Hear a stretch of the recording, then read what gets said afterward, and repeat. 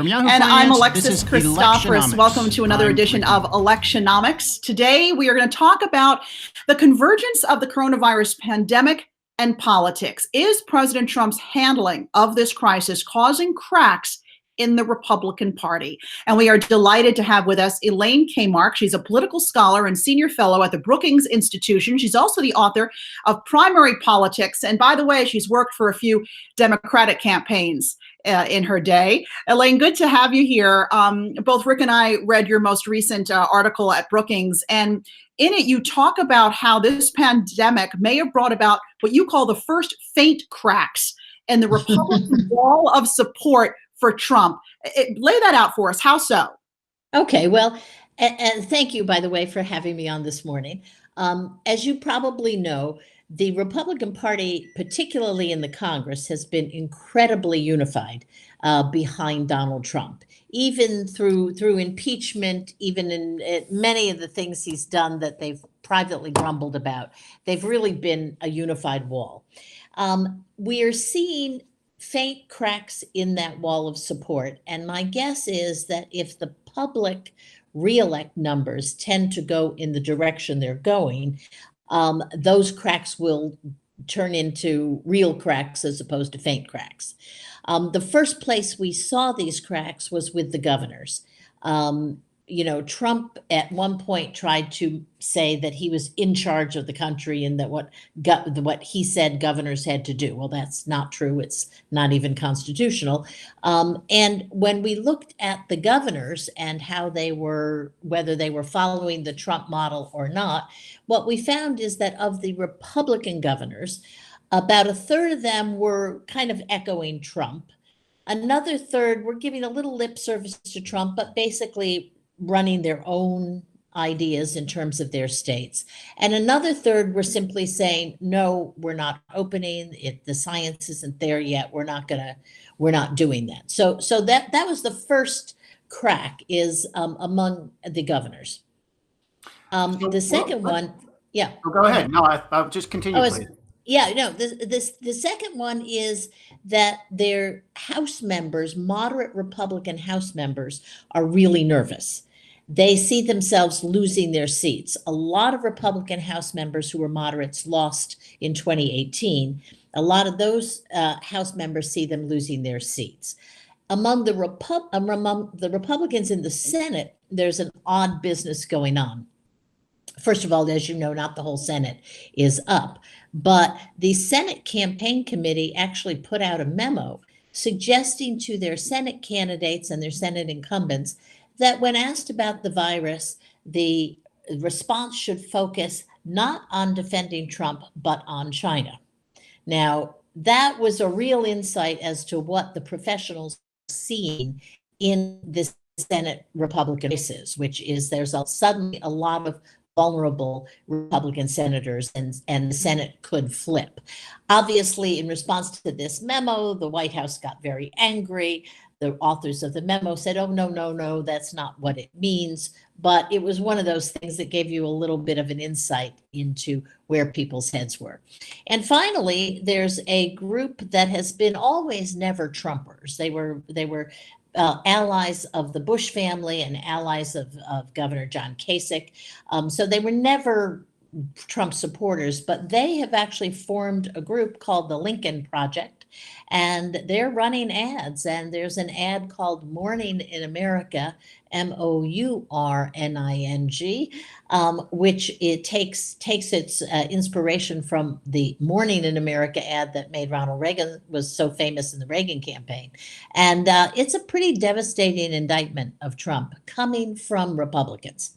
So if you look at the governors, you look at the House and the Senate, and then you look at the Republican operatives who are raising money and putting out these ads, you see a little bit of a, as I said in the piece, faint crack in the Republican support for the president. Elaine, who in particular is Trump at risk of losing here? I mean, last time around, he had a strong showing with seniors, with older voters. I'm curious how they're feeling about him right now during this pandemic, which has hit their demographic very hard. And also, how is he doing among working class women, a group that he was able to capture last time against Hillary Clinton? Well, you hit the two groups on the head. I mean, those are the two important groups. We are seeing a definite softening among voters age 65 and up for Trump, and they have been some of his most loyal followers. So there's definitely some softening there. And of course, if you think about it against the backdrop of the pandemic, people 65 and up are also the most vulnerable people in the population. So we see softening there.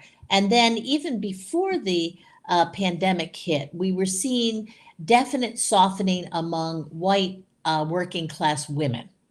And in fact, if you look at all white women together, and of course, the reason we do this is that Black women are so highly supportive of the Democrats, it skews the numbers. So if you just look at white women, there is a big gender gap, maybe the biggest gender gap we have ever seen in American politics, with men being more or less split between Trump and Biden, or Trump and a Democrat, and women overwhelmingly, sometimes as high as 63% of women are against Trump. So what has happened is the the college white women have always been pretty solidly Democratic. It looks like there are working class white women, non-college white women, moving into the Democratic field. So of that approval rating, let's call it 44%. That's, I think, 538's composite number. How much of the 44% is the Trump base? Is the whole thing the Trump base, or is there some portion? I mean, is it only up, 30% out of the 44, or what's your best guess about that? That it's interesting, Rick. You should ask that because, of course, Nobody knows. I know for years this has been a topic of speculation. I would guess that the Trump base is somewhere around 35 to 40%. Okay. And and I think the real Trump base, the people who would go to his rallies and who will write me nasty emails after you air this program. And, Me too. Yeah, you too. Right. Yeah. That Trump base is probably more like 20 to 25%. I think that, one of the things that some people think we are seeing right now is that in 2016, there was a lot of anti-Hillary voting. People didn't like Hillary. There was Clinton fatigue. They didn't think that she should be running. There was a lot of anti-Hillary voting. Biden doesn't elicit the same kind of dislike that Hillary did. And so there's a sense that some people who voted for Trump in 2016 will actually be more open to voting for a Democrat in 2020. So the paranoia among Democrats about Joe Biden, that let's call it a 6% margin he seems to have over Trump right now, that Trump has not really come out attacking Joe Biden full board. Joe Biden prone to gaffes, that 6% lead could evaporate in days or weeks. Do you think what do you think is most likely to happen? Do you think Biden can capitalize on that and make it bigger, or do you share the concern that some Democrats have, or at least the view that this is a very fragile 6%? I think that the Democrats who say that are ignoring one thing that we really know about politics in America and frankly in other democracies, which is elections are always about incumbents. All right. They're not about the challenger. Now, sometimes incumbents can try to make the election about the challenger.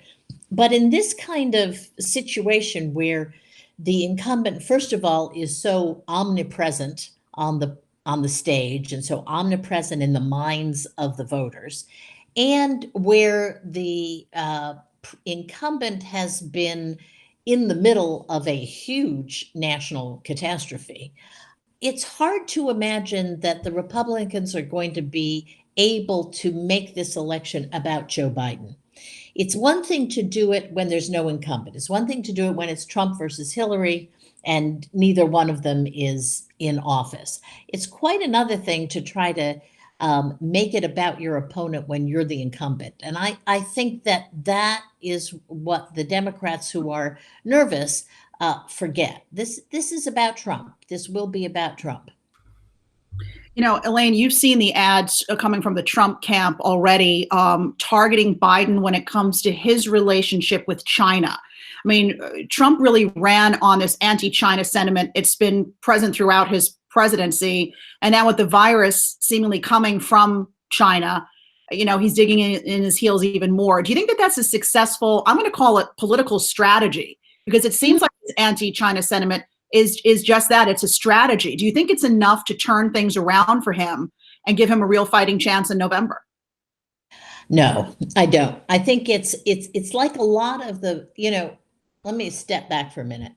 President Trump has a problem taking advice, right? And he doesn't take advice from his own aides about what he should be doing, how he should be positioning himself, etc.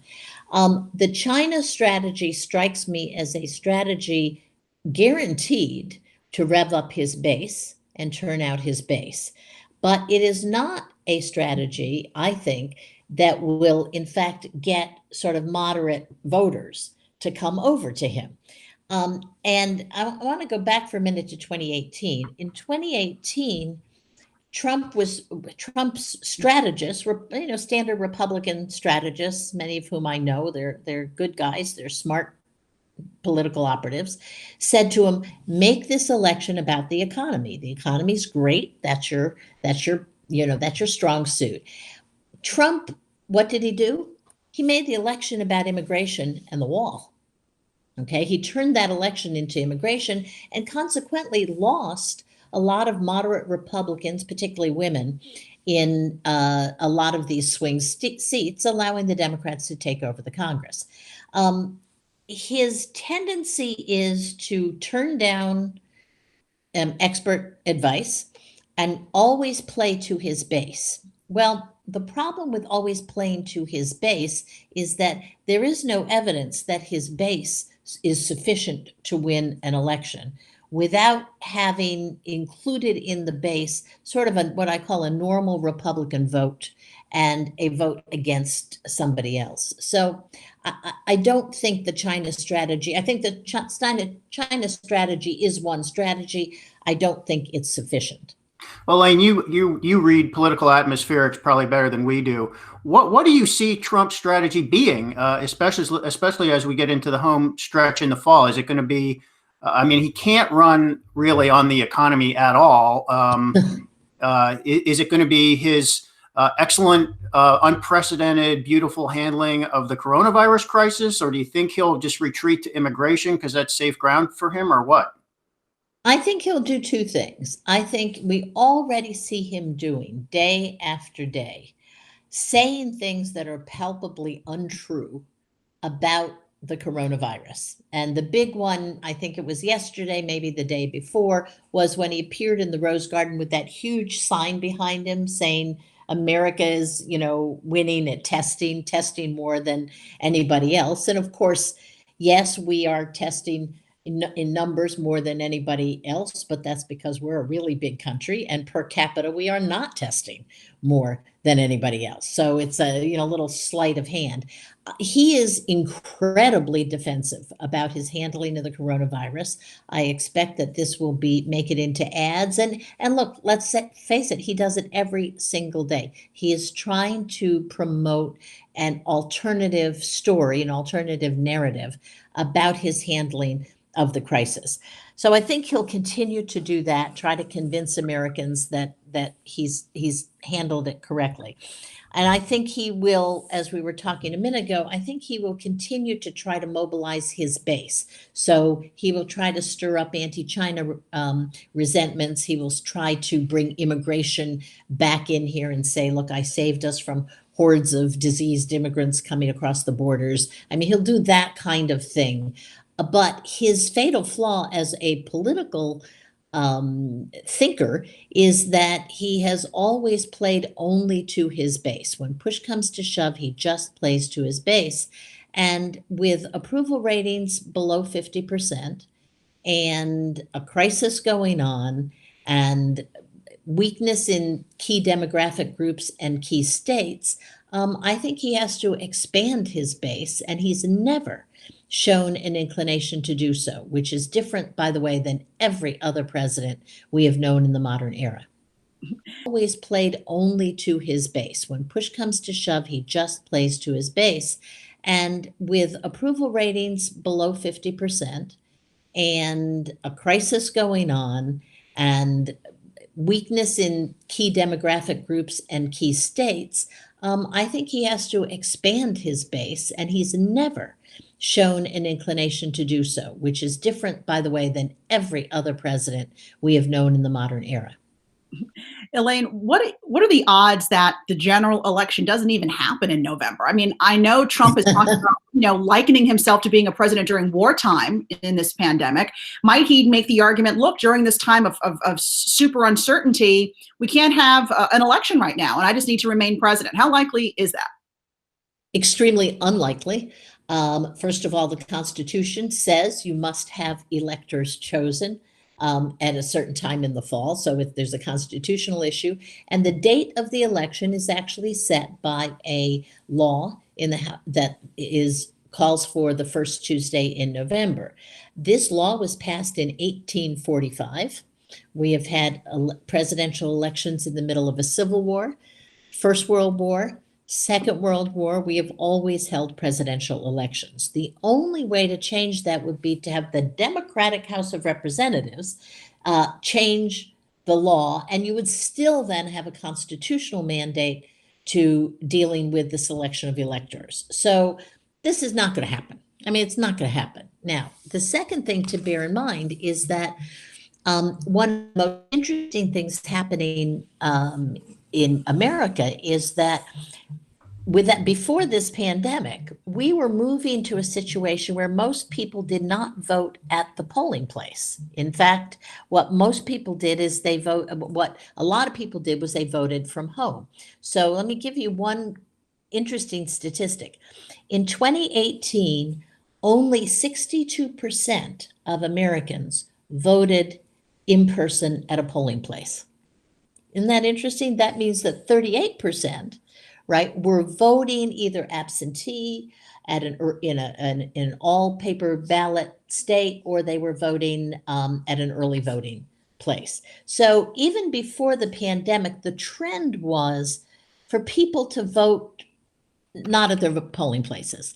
And of course, what we've seen in recent months is that trend is picking up in a big way. California now gives counties the option to have an all-mail ballot, which everybody gets an absentee ballot. You don't have to remember to request it. So we're going to be able to have an election in November without putting people at risk. And I can say absolutely categorically, we will have an election. So Joe Biden is playing defense right now. I mean, it's probably the prudent thing to do. He's abiding by the stay home procedures in Delaware. He's going to have to come out at some point in some form. But as a general principle, do you think he can win by playing defense, or does he have to go on the attack more or outline his own agenda more? And how would he do that when you can't really get close to voters, which is kind of a Biden strength? Well, there's an old saying among political operatives, which is never get in the way when your opponent is committing suicide. So that's kind of where people are right now. As long as President Trump seems to stumble around and have press conferences suggesting that we drink Clorox to prevent the virus, Biden doesn't have to do anything. Now, what he has been doing, which I think they're learning, everybody's learning as they go along, he's been doing lots and lots of local press in states. And in fact, they even do what's called Google Travel Days, where they fill up the day on Zoom or whatever, as we are, talking to local reporters, local TV, local radio, local interest groups, and leaders in the community. So there is a campaign going on. I think that they hope, as do all Americans, that maybe by August things will loosen up a little bit and they can start campaigning again. And I think that if that happens, I think you'll see Biden out there, you'll see him with voters, et cetera. But you gotta think about this for a minute. It's not just Biden, it's Trump that's affected, it's all the Senate candidates, everybody. The old-fashioned stand on a rope line and shake hands close by and hug, you know, 500 voters after a rally or after a town hall. I can't see any candidates doing that. That is a very high risk strategy. I can see them maybe going back to doing speeches and rallies and things like that, but the touchy-feely politics that we have known and politicians have become, you know, familiar with, I can't see that happening in this election cycle in any event. I just want to go back where we started. I've been thinking about this a bit more. So you talk about this kind of these small fissures in the GOP. I'm just thinking about how big those might get. There are not many Republicans who will outright criticize President Trump right now. I mean, it's single digits, really. It's Mitt Romney, and maybe you can name one or two others. Do you think more Republicans, let's say in Congress running for re-election, will actually openly criticize Trump because they think it is safe and perhaps even advisable to do so? Or is that a bridge too far? It depends on how unpopular he gets, right? It depends on how unpopular he is in some of these states. And I don't think they will outright criticize Trump because they still want to keep the Trump voters, that hardcore. They still want to keep them in their camp.